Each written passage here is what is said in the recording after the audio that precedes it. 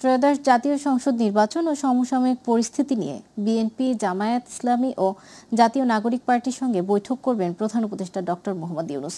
বিকেল ৩টার সময় বিএনপির সঙ্গে বর্তমান পরিস্থিতি এবং ইলেকশন নিয়ে আলোচনা হবে। 4:30টায় জামায়াত এবং সন্ধ্যা 6টায় এনসিপির সঙ্গে বৈঠকে বসবেন প্রধান উপদেষ্টা। জুলাই সনদের বাস্তবায়ন পদ্ধতি নিয়ে রাজনৈতিক দলগুলোর মধ্যে চলমান মতভিন্নতার মধ্যেই হঠাৎ উত্তপ্ত হয়ে উঠেছে দেশের রাজনৈতিক পরিস্থিতি। এরই মধ্যে জাতীয় নির্বাচনের রোডম্যাপও ঘোষণা করেছে ইসির রোডম্যাপ অনুযায়ী চলতি বছরের ডিসেম্বরের প্রথমার্ধে তফসিল এবং 2026 সালের ফেব্রুয়ারির প্রথমার্ধে জাতীয় নির্বাচন অনুষ্ঠিত হবে।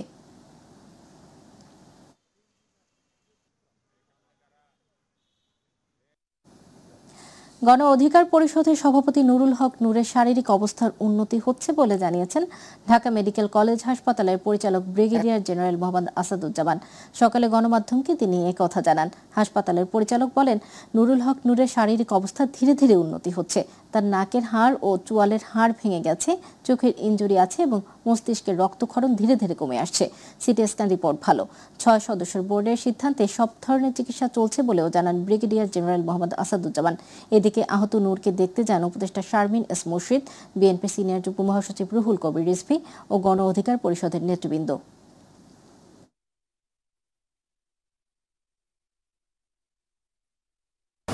এখন উনি ভালো আছেন, তবে একটু যেটা হয় এই ধরনের একটা ব্লাম ট্রমা বা এই ধরনের ফ্র্যাকচার হয়েছে কিছু, সেই জন্য ওনার কিছু ব্যথার কমপ্লেন আছে। ফ্যাসিবাদ এবং তাদের দোসররা কখনোই বাংলাদেশের স্বাধীনতা, সার্বভৌমত্ব এবং গণতন্ত্রকে স্থিতিশীল হতে দেবে না, কারণ তাদের হাতে অনেক টাকা আছে। জুলাই গণ অভ্যুত্থানে আমাদের দলের নেতাকর্মীরা যে ত্যাগ স্বীকার করেছে, এই ত্যাগের প্রতিশোধ এইভাবে নেওয়া হয়েছে। কয়েকজন সেনা সদস্য সেখানে বলেছে জুলাই ভরে দেওয়া হবে। অর্থাৎ এরা কারা আমরা জানতে চাই। অবাধ ও সুষ্ঠু নির্বাচন আয়োজন নিয়ে এখনও সংশয় রয়েছে বলে মন্তব্য করেছেন বিএনপি সিনিয়র যুগ্ম মহাসচিব রুহুল কবির রিজভী। দুপুরে রাজধানীর আগারগাঁওয়ে নির্বাচন কমিশনের সঙ্গে বৈঠক শেষে সাংবাদিকদের সঙ্গে আলাপকালে তিনি এ মন্তব্য করেন। রিজভী বলেন, প্রশাসনের বিভিন্ন স্তরে দোসররা এখনও রয়ে গেছে, তারা নির্বাচনে প্রতিবন্ধকতা সৃষ্টির চেষ্টা করবে। সুষ্ঠু নির্বাচন আয়োজনে সুচারুভাবে প্রস্তুতি নিতে বলে নির্বাচন কমিশন আশ্বস্ত করেও বলে জানান বিএনপির মহাসচিব সিনিয়র যুগ্ম মহাসচিব।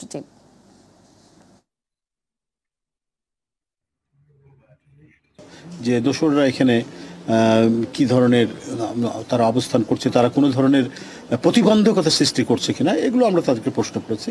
তিনি বলেছেন যে না, আমরা সব কিছু বিবেচনা করে সব কিছু দেখে শুনে, যাতে স্বচ্ছতার ক্ষেত্রে একটা মানে ট্রান্সপারেন্সির ক্ষেত্রে কোনো ধরনের যাতে কোনো বিঘ্ন না ঘটে, কোনো ধরনের কোনো কালিমা যাতে লিপ্ত না হয়, সে ব্যাপারটা তারা সুচারুভাবে তারা দেখছেন। এবং একটা অবাধ সুষ্ঠু নির্বাচনের জন্য যে প্রস্তুতি দরকার, নির্বাচন কমিশন সেই প্রস্তুতি তারা গ্রহণ করছেন। সে ব্যাপারে তাদের যথেষ্ট আত্মবিশ্বাস রয়েছে, কমিশনের যথেষ্ট আত্মবিশ্বাস রয়েছে।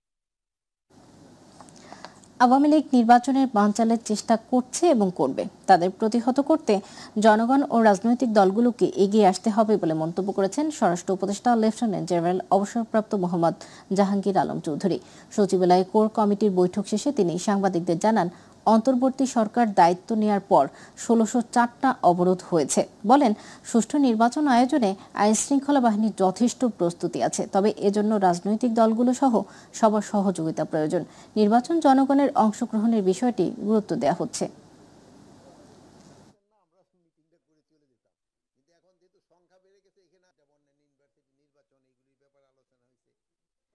কিন্তু জাতির বৃহত্তর স্বার্থে গণতন্ত্রের পথে উত্তরণে সব রাজনৈতিক দলকে ক্ষুদ্র ব্যক্তি এবং দলীয় স্বার্থকে পরিত্যাগ করে ঐক্যবদ্ধ থাকতে হবে। এই ঐক্যে যদি ফাটল ধরে, এর মধ্যে কিন্তু ফ্যাসিস্ট দোসররা ঢুকে বিশৃঙ্খলা ও নৈরাজ্যকর পরিস্থিতি সৃষ্টি করতে পারে।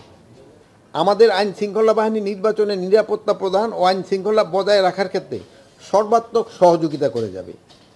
এক্ষেত্রে আমরা সম্পূর্ণ প্রস্তুত রয়েছি। আর জনগণের অবাধ এবং স্বতঃস্ফূর্ত অংশগ্রহণের বিষয়টি গুরুত্বপূর্ণ। যে বিষয়টি রাজনৈতিক দলগুলো নিশ্চিত করতে হবে, সবাই অংশগ্রহণটা হলো রাজনৈতিক দলগুলি নিশ্চিত করতে হবে। সর্বোপরি সকলের সহযোগিতা। বর্তমান অন্তর্বর্তীকালীন সরকার একটি অবাধ শান্তিপূর্ণ উৎসবমুখর নির্বাচন উপহার দিতে পারবো বলে আমরা আশা করি। দর্শক, এই মুহূর্তে ঢাকা মেডিকেলে আছেন সহকর্মী ইলিয়াস মাদবর, আমরা যুক্ত হচ্ছি তার সাথে। ইলিয়াস, গণ অধিকার পরিষদের সভাপতি নুরুল হক নূরের শারীরিক অবস্থার নতুন কি তথ্য আছে আপনার কাছে জানাবেন?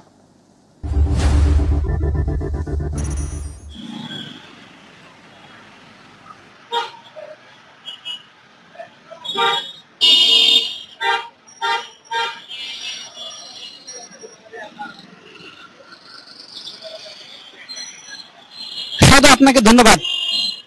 আমরা এখন রয়েছি ঢাকা মেডিকেল জরুরি বিভাগের সামনে রয়েছি। আপনি জানেন যে নুরুল হক নূর অসুস্থ হয়ে ঢাকা মেডিকেলে চিকিৎসাধীন রয়েছেন।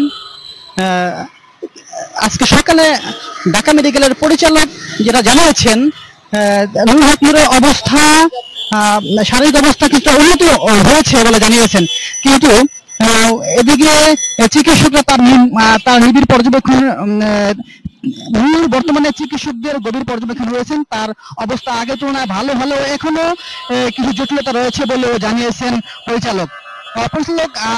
আরো জানিয়েছেন যে নূরের শরীরে 4টি গুরুতর সমস্যা ধরা পড়েছে। এগুলোর মধ্যে নাকের হাড় ভেঙে যাওয়া, চোয়ালের হাড় ভাঙ্গন, চোখের গুরুতর আঘাত পাওয়া এবং মস্তিষ্কে রক্তক্ষরণ হয়েছে। এজন্য চিকিৎসার ফলে মাথার ভেতরে রক্তক্ষরণ ধীরে ধীরে কমছে। এদিকে কিছুক্ষণ পূর্বে বিএনপির সিনিয়র যুগ্ম মহাসচিব রুহুল কবির রিজভী নূরের খোঁজখবর নেওয়ার পরে সাংবাদিকদের সঙ্গে তিনি কথা বলেছেন। তিনি এই হামলাকে গভীর চক্রান্তের অংশ বলেছেন এবং তিনি বলেছেন যে 5 আগস্টের পরাজিত শক্তিরা নানাভাবে নানা কায়দায় তাদের বিষ দাঁত বসানোর চেষ্টা করছেন। এদিকে রিজভী আরো বলেছেন যে জাতীয় পার্টির নেতারা দেশকে বিশ্বাস করে না, এদেশে তাদের রাজনীতি করার কোনো অধিকার নেই বলে মন্তব্য করেছেন তিনি। এছাড়া নূরকে দেশের বাইরে চিকিৎসা দেওয়ার জন্য বলছেন। এদিকে গণ অধিকার পরিষদের সাধারণ সম্পাদক কিছুক্ষণ পূর্বে তিনি কিন্তু মিডিয়ার সঙ্গে কথা বলেছেন। তিনি বলেছেন যে নূরের নিরাপত্তা হুমকি রয়েছে, এ কারণে সিঙ্গাপুর বা লন্ডনে নিয়ে তার চিকিৎসা কোনো দাবি জানিয়েছেন গণ অধিকার পরিষদ। এদিকে ঢাকা মেডিকেলের পরিচালক যেটা বলেছেন যে নূরের অবস্থা কিছুটা উন্নতি হলে তিনি কিছুদিনের মধ্যে তাকে বেড়ে দেওয়া সম্ভব হবে। যে ঢাকা মেডিকেল থেকে এই ছিল আমার কাছে সর্বশেষ। ইলিয়াস, আপনাকে ধন্যবাদ।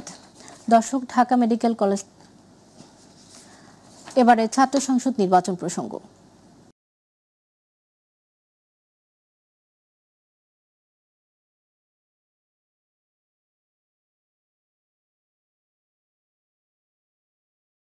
ঢাকা বিশ্ববিদ্যালয় কেন্দ্রীয় ছাত্র সংসদ নির্বাচনের প্রচার প্রচারণা যত এগোচ্ছে ততই বাড়ছে উত্তেজনা ও উৎসাহ। নির্বাচনী মাঠে এখন জমজমাট প্রচার, সরব আলোচনা, সমালোচনা এবং তর্ক বিতর্কে সরগরম হয়ে উঠেছে পুরো ক্যাম্পাস। প্রার্থীরা শিক্ষার্থীদের সঙ্গে সরাসরি যোগাযোগ করছেন, জানাচ্ছেন একের পর এক প্রতিশ্রুতি। আবাসন সংকট নিরসন, গণরুম ও গেস্টরুম কালচারের অবসান, ফ্রি ইন্টারনেট, চিকিৎসা ও পরিবহন সুবিধা, রাজনৈতিক অপসংস্কৃতির উৎসাহ, নানা দাবি তুলে ধরা হচ্ছে নির্বাচনী এজেন্ডায়। যদিও একই সঙ্গে আচরণবিধি লঙ্ঘনের অভিযোগও উঠেছে একাধিক প্রার্থীর বিরুদ্ধে। নির্বাচনের নিরপেক্ষতা ও প্রশাসনের ভূমিকা নিয়েও প্রশ্ন তুলছেন বিভিন্ন পক্ষ।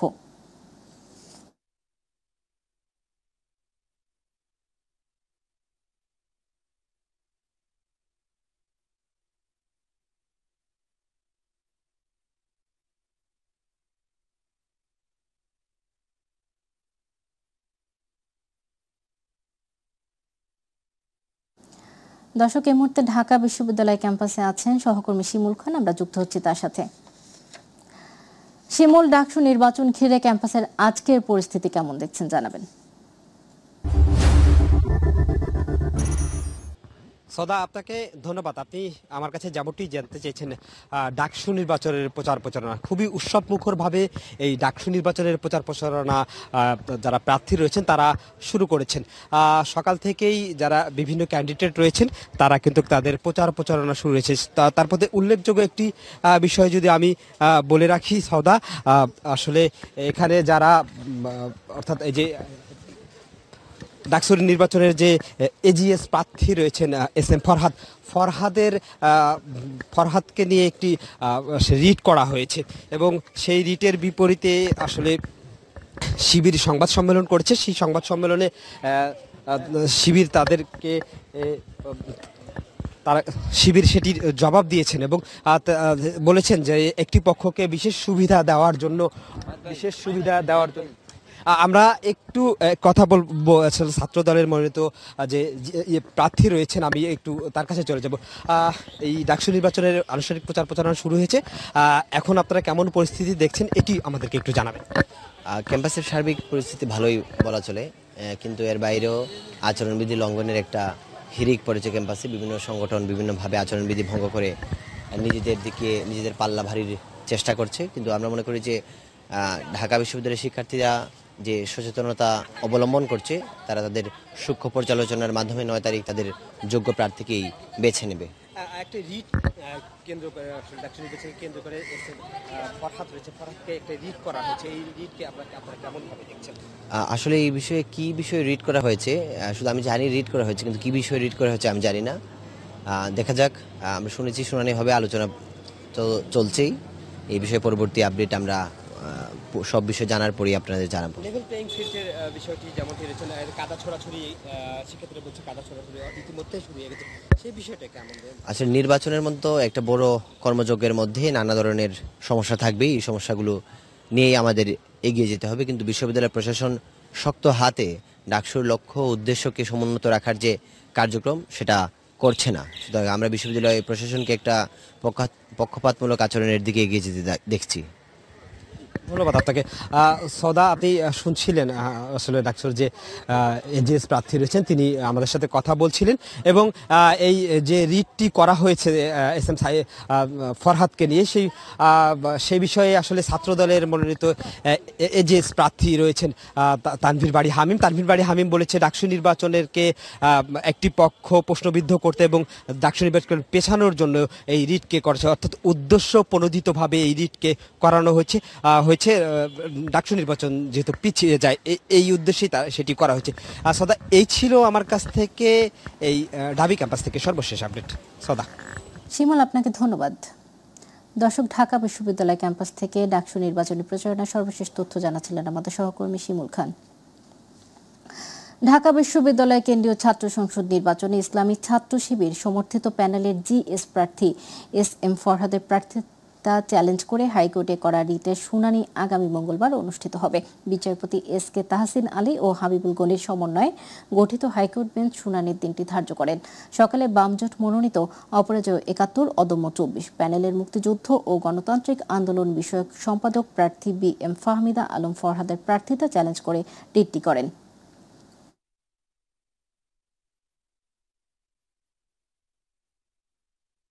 রাজশাহী বিশ্ববিদ্যালয়ে 2024-25 শিক্ষাবর্ষে ভর্তি হওয়া নবীন শিক্ষার্থীদের ডাকসু ভোটার তালিকায় অন্তর্ভুক্ত করার দাবিতে রাবি শাখা ছাত্রদলের নেতাকর্মী, বিএনপিপন্থী শিক্ষক ও নবীন শিক্ষার্থীরা ডাকসু কোষাধ্যক্ষের কার্যালয়ে তালা ঝুলিয়ে দিয়েছে।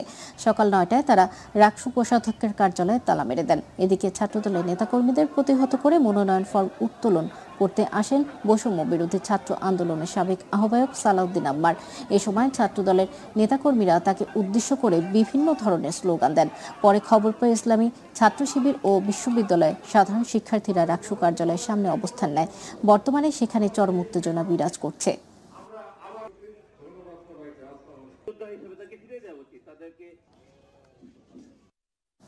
দর্শক, রাজশাহী থেকে এ বিষয়ে আরো তথ্য জানাচ্ছেন প্রতিনিধি শাহরিয়ার অন্তু। ধন্যবাদ আপনাকে। আপনি ঠিক যেমনটি বলছিলেন, আমি এই মুহূর্তে দাঁড়িয়ে আছি রাজশাহী বিশ্ববিদ্যালয়ের ডাকসু ভবনের সামনে। এখানে সকাল থেকেই উত্তেজনাপূর্ণ পরিবেশ বিরাজ করছে। বিশেষ করে ছাত্রদলের নেতাকর্মীরা সকাল থেকে ডাকসু ভবনে তালা মেরে তারা বিক্ষোভ সমাবেশ করে। আমি যদি এখানকার পরিস্থিতি একটু দেখাতে চাই, যে সাধারণ শিক্ষার্থীরা আজকে মনোনয়ন উত্তোলনের শেষ দিনে তারা মনোনয়ন উত্তোলন করতে আসে এবং মনোনয়ন উত্তোলন করতে এসে ছাত্র দলের যারা নেতাকর্মী রয়েছে তারা তালা মেরে রাখে। এই কারণেই এখন পর্যন্ত মনোনয়ন উত্তোলন কেউ করতে পারেনি। এছাড়াও আমি আরেকটি বিষয় জানিয়ে রাখতে চাই, পরবর্তীতে বৈষম্য বিরোধী ছাত্র আন্দোলনের যে নেতাকর্মীরা রয়েছে তারা রাকসু ভবনে আসে এবং তারা মনোনয়ন ফর্ম তুলতে চায়। মনোনয়ন ফর্ম তুলতে গেলে তারা বাধার সম্মুখীন হয়। এখানে পরবর্তীতে চরম উত্তেজনা বিরাজ করে। পরবর্তীতে খবর পেয়ে ছাত্র শিবিরের নেতাকর্মীরা ঘটনাস্থলে আসে। ঘটনাস্থলে আসার পরে তারা এখানে তালা ভেঙে ভিতরে প্রবেশ করে এবং এখানকার পরিস্থিতি আরেকটু জানিয়ে রাখতে চাই যে এখানে বিশেষ করে চরম উত্তেজনাপূর্ণ পরিবেশ বিরাজ করছে। আজকে যেহেতু মনোনয়ন ফর্ম উত্তোলনের শেষ দিন, সেহেতু আজকে বিকাল 4টার মধ্যেই মনোনয়ন ফর্ম জমা দিতে হবে এবং এখানকার পরিস্থিতি চরম উত্তেজনা বিরাজ করছে। এখন পর্যন্ত কোনো ফর্ম বিতরণ হয়নি। তো দর্শক, এই ছিল আমার কাছে রাজশাহী থেকে রাকসু নির্বাচনের সর্বশেষ পরিস্থিতি। আপনাকে ধন্যবাদ। চট্টগ্রাম বিশ্ববিদ্যালয়ের 24 শিক্ষার্থীদের সঙ্গে স্থানীয়রা আবার সংঘর্ষে জড়িয়েছে। প্রশাসনের পক্ষ থেকে সমঝোতা করতে গেলে আবার সংঘর্ষে জড়িয়ে পড়ে দুই পক্ষের মধ্যে ইট পাটকেল নিক্ষেপ সহ ককটেল বিস্ফোরণের ঘটনা ঘটেছে। সকালে 2 নং গেট জোবরা গ্রামে দুপুরে এই ঘটনা ঘটে। এই ঘটনায় বিশ্ববিদ্যালয়ের প্রক্টর অধ্যাপক ডক্টর তানভীর মোহাম্মদ হায়দার আরিফ আহত হয়েছে। পাশাপাশি খবরের কাগজের প্রতিনিধি আরফকে সাংবাদিক পরিচয় জানানোর পরও আঘাত করা হয়।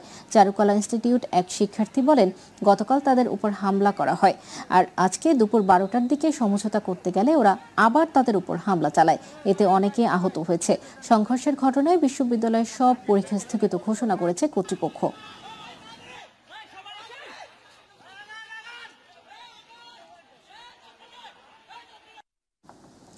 কৃষিবিদ ঐক্য পরিষদ ঘোষিত 3 দফা দাবি বাস্তবায়নে রেলপথ অবরোধ করে বিক্ষোভ করছেন বাংলাদেশ কৃষি বিশ্ববিদ্যালয়ের শিক্ষার্থীরা। সকাল 11:30টার দিকে ময়মনসিংহের জব্বারের মোড়ে ঢাকাগামী হাওড় এক্সপ্রেস ট্রেন আটকে দেয় শিক্ষার্থীরা। এতে করে কর্মসূচির কারণে বন্ধ রয়েছে ঢাকা ময়মনসিংহ রেলপথে ট্রেন চলাচল। আন্দোলনরত শিক্ষার্থীরা জানায়, কৃষি সম্প্রসারণ অধিদপ্তর ডিএই, বিএডিসি ও অন্যান্য গবেষণা প্রতিষ্ঠানের 10ম গ্রেডের পদ কেবল কৃষিবিদদের জন্য উন্মুক্ত রাখতে হবে। এছাড়া কোনো ডিপ্লোমাধারীরা তাদের নামের পাশে কৃষিবিদ লিখতে পারবে না।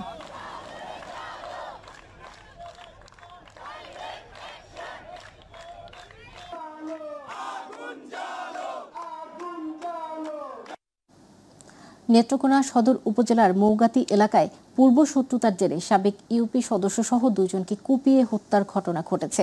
শনিবার রাতে মৌগাতি ইউনিয়নের জামাটি গ্রামে 2 দফায় সংঘর্ষের ঘটনা ঘটে। নিহতরা হলেন দৌজাহান মিয়া এবং নূর মোহাম্মদ। আহত আরও 3 জনকে ময়মনসিংহ মেডিকেল কলেজ হাসপাতালে রেফার করা হয়। পুলিশ ও পরিবার জানায়, গতকাল সাবেক ইউপি সদস্য দৌজাহান মিয়া জেলা বিএনপির কাউন্সিল থেকে ফেরার পথে প্রতিপক্ষ রফিকের লোকজন তাকে কুপিয়ে হত্যা করে। পরে খবর পেয়ে রফিকের গ্রামের বাড়িতে হামলা চালায় দোজাহান মেম্বারের লোকজন। সেখানে 4 জনকে আহত করলে আহতদের নেত্রকোনা আধুনিক সদর হাসপাতালে নিয়ে গেলে নূর মোহাম্মদ নামে আরও একজন মারা যান। দীর্ঘ 3 মাসের নিষেধাজ্ঞা শেষে কাল থেকে খুলে দেয়া হচ্ছে সুন্দরবনের দুয়ার। আবারও মাছ, কাঁকড়া আর মধু আহরণের সুযোগ পাবেন জেলে, বাওয়ালি আর মৌয়ালরা। তবে নতুন মৌসুম শুরুর আগে বনদস্যু আতঙ্কে শঙ্কিত হয়ে পড়েছেন বনজীবীরা। যদিও বন বিভাগ বলছে, জেলে, বাওয়ালি ও পর্যটকদের নিরাপত্তায় সর্বোচ্চ ব্যবস্থা গ্রহণ করা হয়েছে। সাতক্ষীরার প্রতিনিধি ফয়জুল হক বাবুর পাঠানো তথ্য, ভিডিও চিত্র নিয়ে রিপোর্ট করছেন আতিকুর রহমান তিতাস। প্রজনন মৌসুমে সুন্দরবনের জীববৈচিত্র্য রক্ষায় প্রতি বছরের মতো গত 1 জুন থেকে 31 আগস্ট পর্যন্ত বন্ধ ছিল সুন্দরবনে সব ধরনের প্রবেশের উপর নিষেধাজ্ঞা। তবে সকল নিষেধাজ্ঞা কাটিয়ে আগামীকাল থেকে সুন্দরবনে প্রবেশের অনুমতি পাচ্ছেন বনজীবী ও পর্যটকরা। জীবিকার টানে দীর্ঘ 3 মাস পর আবারও বনের দুয়ারে যেতে সব প্রস্তুতি শেষ তাদের। দীর্ঘদিন ধরে কর্মহীন থাকা এসব পরিবারগুলো নতুন মৌসুমে বনে প্রবেশের অপেক্ষা কিছুটা স্বস্তি দিয়েছে তাদের মনে। আল্লাহর রহমতে আমরা সব গোছগাছ করতেছি, করা হয়ে গেছে। ইনশাল্লাহ আশা আছে যে ভালো মাছ পাবো আমরা। আমাদের ওই ঋণ পাতি যেগুলো করে খাইছি এগুলো দেবো, বাচ্চা কাচ্চার বেতন দেবো, লেখাপড়া শিখবো, বউ বাচ্চা নিয়ে আপাতত একটু হলেও শান্তিতে বসবাস করার চেষ্টা করি। সে আশানে আমরা সুন্দরবনে যাচ্ছি। গেল 3 মাস বনে প্রবেশ নিষেধাজ্ঞায় জেলে বাওয়ালিদের মতো বিপাকে পড়েন পর্যটন ব্যবসায়ীরাও। তাদের দাবি এই সময়টায় তাদেরও সরকারি সহায়তা বাড়ানোর। আমাদের ভালোভাবে চলতে পারলে আমরা 1000 টাকা দিতে কোনো বিধাবোধ নেই, কিন্তু ভিতরে ঢুকতে গেলে আমাদেরকে একটু ভয় আছে। এমনি তো 400 টাকা, এখন 1000 টাকা করে দিতেছে। খুব কষ্টেই দিন যাচ্ছে। আর ডাকাতে উৎপাদে গুতোয় একটা লেগে ধরলি 50,000 40,000 1 টাকাও কম যায় না। তবে বনজীবীদের স্বস্তি ফেরার আগেই নতুন আতঙ্ক বনদস্যুদের উৎপাত। সম্প্রতি এই অঞ্চলে তাদের তৎপরতা বেড়ে গেছে বলে অভিযোগ বনজীবীদের। 3 মাসটা বোট বন্ধ থাকলে বোটটা একদম অঞ্চল হয়ে যায়। 60 থেকে 70,000 টাকা খরচ করতে লাগে, কিন্তু সমস্ত জালিদের সহযোগিতা দেয়, কিন্তু টুরিস্ট বোর্ডে কোনো সহযোগিতা দেয় না। এ বিষয়ে সুন্দরবন পশ্চিম বন বিভাগের কর্মকর্তা জানান, জেলে বাওয়ালি ও পর্যটকদের নিরাপত্তায় সর্বোচ্চ ব্যবস্থা নেওয়া হয়েছে। কোস্টগার্ড, নৌ পুলিশ ও বন বিভাগ যৌথভাবে টহল দেবে, তবে নিয়ম মেনে সবাইকে পাস নিয়ে বনে প্রবেশ করতে হবে। আমরা আশা করছি নিরাপদে জেলেরা আবার তাদের সম্পদ আহরণ করতে পারবে বৈধভাবে। আর পর্যটনের যে বিষয়টা বলবো, পর্যটনের যে কেন্দ্রগুলো আমাদের আছে, আমাদের আগাম প্রস্তুতি নিয়ে আছে, সবগুলো সুসজ্জিত করা আছে। পর্যটক যারা আছেন দেশের দূর দূরান্ত থেকে তারা যারা আসবেন তাদেরও নিরাপত্তার বিষয়টি আমরা বিশেষভাবে গুরুত্ব সহকারে দেখছি, তারা নির্দ্বিধায় আসতে পারবেন। সাতক্ষীরা সুন্দরবন পশ্চিম বন বিভাগের আওতায় বনজীবী রয়েছে 2970টি পরিবার। তবে কাঁকড়া আহরণের প্রতিটি পাশে একটি নৌকা ও সর্বোচ্চ 3 জন, মৎস্য আহরণে সর্বোচ্চ 5 জন ও মধু আহরণে সর্বোচ্চ 7 জন বনে প্রবেশ করতে পারবে। আতিকুর রহমান তিতাস, মাই টিভি। খুব শীঘ্রই নিষিদ্ধ ঘোষিত পলিথিনের বিরুদ্ধে কঠোর অভিযানে নামবে সরকার। পরিবেশের ভারসাম্য রক্ষায় সবাইকে পাটের ব্যাগ ব্যবহারের আহ্বান জানিয়েছেন পরিবেশ, বন ও জলবায়ু পরিবর্তন মন্ত্রণালয়ের উপদেষ্টা সৈয়দা রিজওয়ানা হাসান। সকালে কারওয়ান বাজারে স্বল্পমূল্যে পরিবেশ বান্ধব পাটের ব্যাগ বাজারজাতকরণ কার্যক্রমের উদ্বোধনী অনুষ্ঠানে এসব কথা বলেন তিনি। এ সময় বাণিজ্য উপদেষ্টা শেখ বশির উদ্দিন বলেন, স্বল্পমূল্যে পাটের ব্যাগ তৈরিতে উদ্যোগ নেবে সরকার।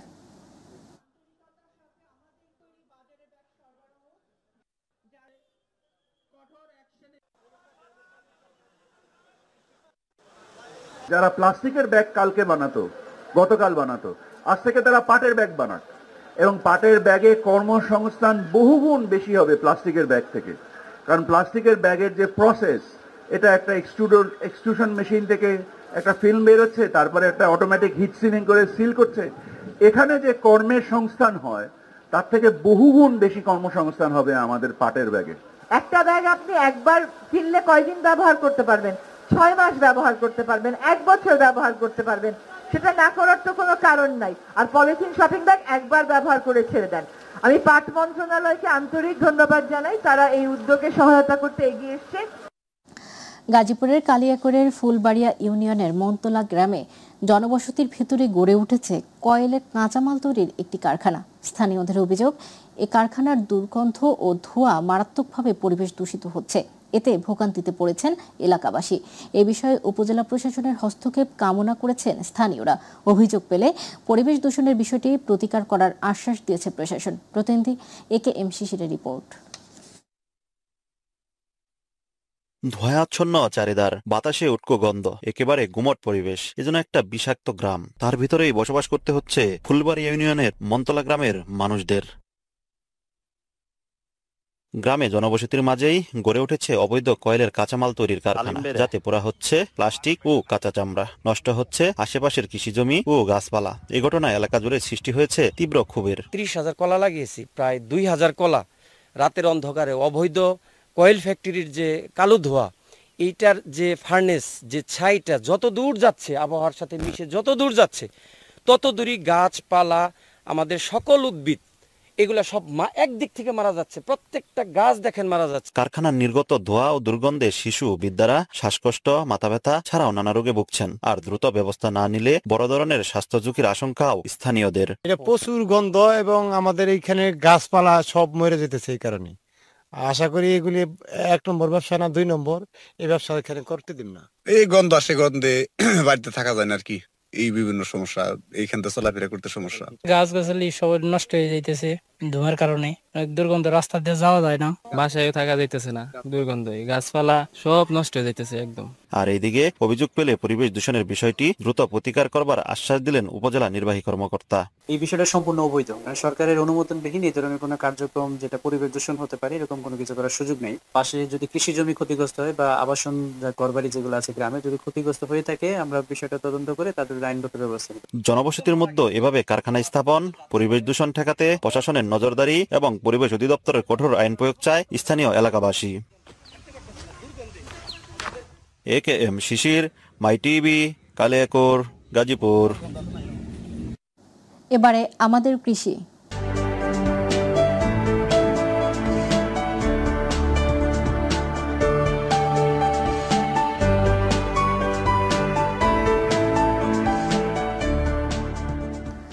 চলতি মৌসুমে পাট চাষ বেশ ভালো হয়েছে উত্তরের জেলা গাইবান্ধায়। আনুপাতিক বৃষ্টিপাতে পুকুর, খাল, বিল, ডোবা পানিতে পরিপূর্ণ থাকায় পাটের আঁশ ছাড়াতেও তেমন বেগ পেতে হয়নি চাষিদের। তবে কৃষি বিভাগ বলছে, গত বছরের বাজার মূল্য কম থাকায় চলতি মৌসুমে লক্ষ্যমাত্রার চেয়ে চাষাবাদ কম হলেও উৎপাদন বেশি হয়েছে। প্রতিনিধি আফতাব হোসেনের পাঠানো তথ্যচিত্রে বিস্তারিত জানাচ্ছেন জুবাইর রহমান। গাইবান্ধা জেলায় চলতি মৌসুমে 13,822 হেক্টর জমিতে পাট চাষ হয়েছে, যা গত বছরের চেয়ে 1,178 হেক্টর কম। এদিকে এবছর বন্যা না হওয়ায় পাটের ফলনে চাষিরা খুশি হলেও আবার চিন্তায় পড়েছেন শ্রমিক সংকট ও শ্রম ব্যয় নিয়ে। একটা কিষানের দাম মনে করেন যে 500 টাকা, এই 500 টাকা দিয়ে মনে করো এক মন পাটাই মনে করেন যে কাটা ছেলা কাটাই হয় না। পাটের রং ভালো হতো, পাটের দাম ভালো হলো না, এখন পাটের দাম কম আছে, পানি খারাপ। পাটের আবাদ ঠিকভাবে করতে পারতেছি না, আমাদের নস মনে খরচ বেশি হয়েছে। চলতি মৌসুমে লক্ষ্যমাত্রা অর্জিত না হলেও পাট লক্ষ্যমাত্রার কাছাকাছি অর্জিত হয়েছে ও পাটের বাজার মূল্য বেশি হওয়ায় আগামীতে পাট চাষিরা সংখ্যা আরও বৃদ্ধি পাবে বলে মনে করছেন গাইবান্ধা কৃষি সম্প্রসারণ অধিদপ্তরের উপপরিচালক। লক্ষ্যমাত্রার তুলনায় সামান্য কম হলেও গত বছরের তুলনায় এবছর পাটের চাষ বেশি হয়েছে। কৃষি বিভাগ নিয়মিত কৃষকদেরকে পরামর্শ প্রদান, প্রশিক্ষণ প্রদান, এছাড়া বিনামূল্যে প্রণোদনার আওতায় কৃষকদেরকে পাটের বীজ এবং সার দিয়ে থাকে, যাতে করে এই জেলাতে পাটের আবাদ আরো বৃদ্ধি পায়। আমরা কৃষি বিভাগ নিয়মিত কাজ করে যাচ্ছি, আশা করি পরবর্তী বছরগুলোতে পাটের আবাদ আরো বৃদ্ধি পাবে। বর্তমান স্থানীয় হাট বাজারে প্রতিমন পাট ৩৮০০ থেকে ৪,০০০ টাকা দরে বিক্রি হচ্ছে। জমির উর্বরতা শক্তি বাড়াতে এবং পরিবেশ বান্ধব পাটজাত দ্রব্য পণ্য উৎপাদনে এবং পাট চাষির সংখ্যা বাড়াতে সরকার প্রয়োজনীয় সহযোগিতা করবে, এমনটাই প্রত্যাশা চাষিদের। জুবাইর রহমান, মাই টিভি নিউজ।